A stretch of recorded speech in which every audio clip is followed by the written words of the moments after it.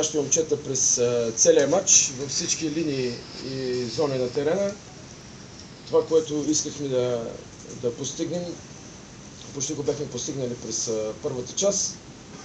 Оставаше да изиграем едно второ по време, но нямаше как да продължим да играем по същия начин, защото едно лице с жълт екип, Станислав Ставров, попречи изцяло на нашия отбор да продължим с добрата игра.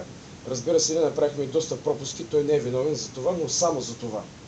Чисто нарушение при изравнителния гол на Черноморе, спъване отзад, Дяков е пред противника, не видях кой е той.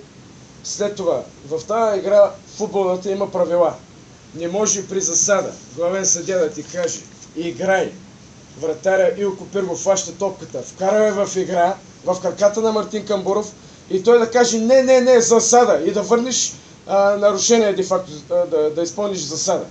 Значи това имате ли кърпи да се сбърши, че имам кръв от коленето, което ни направиха през втората част? Не се оправдавам за пропуските, които направихме днес. Също много. Но не може през втората част коренно променен съдия. Разбира се, Черноморе и те, но нормално, като знаеш, че да подкрепят и да подбутват, да ти поникнат крила. Дали не разбраха, че Ботев загубиха в София от Славия и направихме всичко възможно да бутаме Черноморе нагоре. Разбира се, аз в Черноморе не ги обвинявам футболистите. Другото, което иска да кажа, само малко да се събера мислите. Не, аз съм спокоен, ама... Извини се, колегата ли се извини? Извини ли се? Извини се, не се извини. Добре, няма да го цитирам, защото така е доста... Той ни пожела... доста вулгарно и доста непочтено от негова страна. Че ги е казал във въздуха, къде се извини.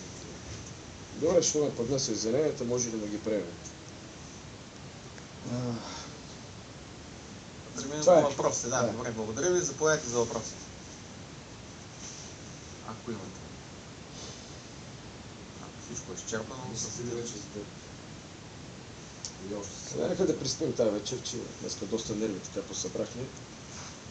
Ще мислим за дербито, няма проблем. Добре, Данчо, добре, сега има така леки наранявания, но мисля, че ще се възстанови. Добре.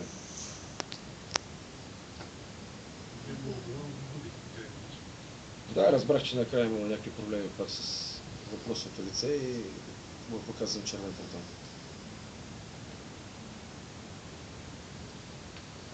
благодаря ви, колеги. Лека работа на всички.